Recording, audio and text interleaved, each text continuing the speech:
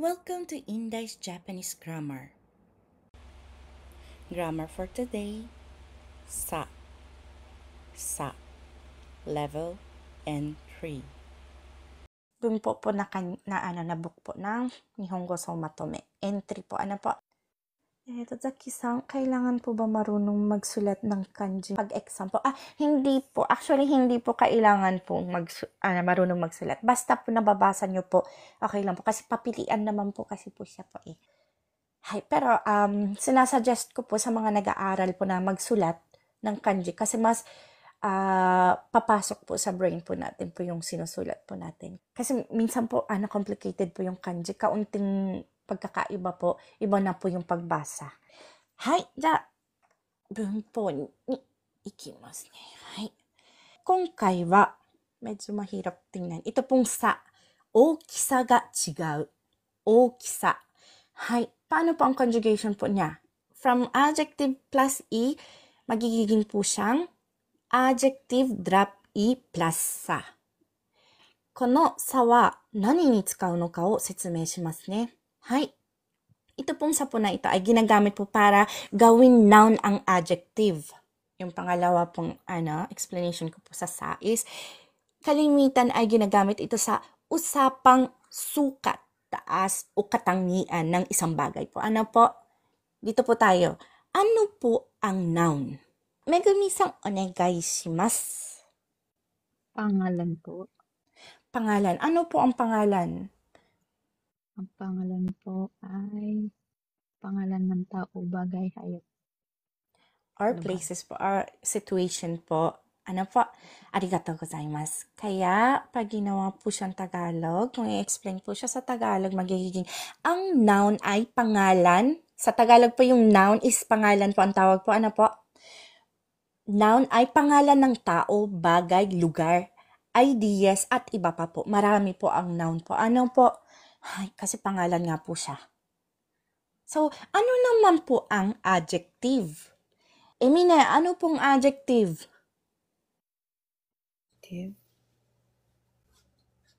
Parang nagtatapos sa i. Mazukashi? Musukashi desu. Teka, ano po ang adjective? Nagde-describe po sa tao na mga bagay, feelings, ganyan po. Arigatou gozaimasu.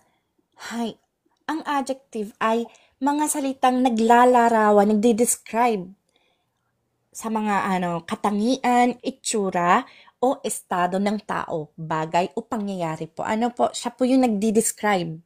Kumaga, ohana wa kirei da. Yung kirei po yung adjective. Tinutukoy niya po kasi po yung noun na ohana na maganda. Siya po yung nag-describe doon sa flower po. Yun po yung adjective. Ngayon naman po dito po, salamat po ate ka. Ngayon naman po dito po sa Japanese po, sa Nihongo, may adjective e at adjective na.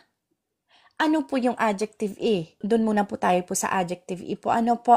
Halimbawa ito. Ureshi. Naghihinto po siya sa e. Yung last niya po is e. Halimbawa po sinabi pong ureshi, ibig pong sabihin niya po sa Tagalog is masaya. Yun po ang adjective e. Ngayon, kapag gagamitan po natin po ng sa, from ureshi, ida-drop down po ang e, instead na ipapalitan po natin ng sa. So, magiging po siya ureshisa. Ang saya, magiging noun po siya. Hindi na po siya adjective. Noun na po siya pag linagyan po ng sa. Tatoeba, kochira. Atsui. Nag-end po siya sa i. Pag ginawa po siyang noun, drop e plus sa, magiging atsa. Magiging noun. From mainit, magiging ang init. Hindi po ang init ang init naman ngayon. Hindi po yun po Halimbawa, dinidescribe niya, ang init ng bakal na ito ay nasa 45 degree. Gets po? Dinidescribe niya po yung init ng bakal. Gets yung, po. Arigatou gozaimasu. Pang-uri pala po ang ang adjective sa Tagalog. Arigatou gozaimasu. Actually po natutunan ko po 'to ngayon lang po kay kay Nainay nung before po ako mag-start po ng pangalawang lesson. Kasi hindi po ako natuto po sa school. So, siya po ang nag-explain po sa akin para po ma-explain ko po sa sinisharean ko po sa mga nagpa-participate po ng mas maigi po. Ano po? Hay. So, ano naman po ang adjective na? Yung na naman po, yung mga adjective po na nagtatapos po sa na. Kasi yung majime po is seryoso. Yung majime po is seryoso. So, hindi po pwede pong sabihin na majime-i, majime-i, majime-i, 使わないよね。だから、真面目な。だったら使いますよね。真面目な人。seryoso or matinong tao. So, doon, ginagamitan po natin ng na ang adjective po doon. So, from na, drop down na, add sa, magiging majime sa. So, magiging siyang from seryosong, magiging ang kaseryosohan. Magiging noun po. Ano po? Yung genki na, magiging genki sa. Masigla, magiging ang kasiglahan. Gets po? May question po hanggang dito po sa explanation po na to? Daijoubu ka na? Ayun, genki po. リンですさんないです。はい、ありがとうございます。はーさん、ライブにいいねしてくださってありがとうございます。はい、ito naman po yung example phrases po natin. はい、ano pong pagkakaintindi niyo po sa 大きさは違うが、君と同じカバンを持っているよ? Sa Ate Emmy talaga, babalik talaga kami sa'yo, Ate Emmy. Ito pong okisa po ay ang laki. No, Noun po siya po. yung laki niya. Ano po yung pagkakaintindi niyo po dito po sa phrase po na binasa ko po? Yung katabi niyang kanji, hindi ko alam ano. Babasahin ko po ulit po ha. Now? 大きさは違うが、君と yung 同じカバンを持っているよ. yung laki nung nagkamali. Nagkamali siya. そうだよね。違うって言ったら、間違ってるっていうふうに認識しちゃうよね。はい。Yung 違うniya po dito is magkaiba. Ay, Ang meaning magkaiba po ba? dito. Apa.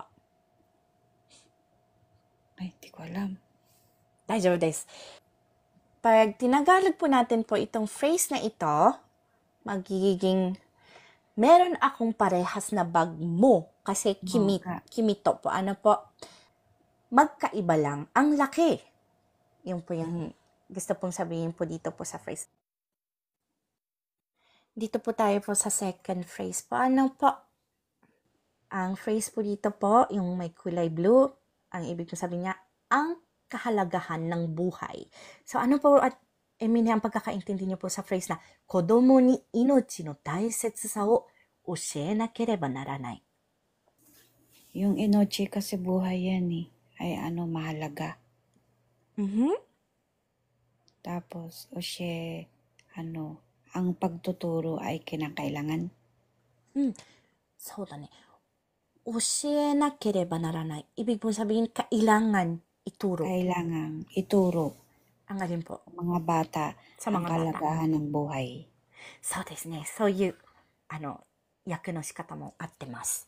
はい。Kaya, ang pag-translate po kasi depende po sa tao po yun po. Maaari po magbago. Pero tama rin po yung pagkakaintindi ni Ate Emmy po. Tama po yun. Hindi po yun mali. Hay, ang pagkaka-translate ko naman po dito is, kailangan ituro ang kahalagahan ng buhay sa bata. Ito po yung translation ko po. Ito po ay cut out from our free entry lesson class. Sa taong 2025, may free entry lesson class po tayo tuwing MWF at 8 p.m. Japan time. Minsan, may extra class po tayo ng Saturday. At kapag meron, ay aking ina-announce ng umaga ng Sabado. Para po sa gustong sumali, please follow me and stalk me sa araw na aking nabanggit. Thank you for watching and please continue supporting me follow me, and share my videos for more contents. Maraming salamat po. Hanggang sa muli.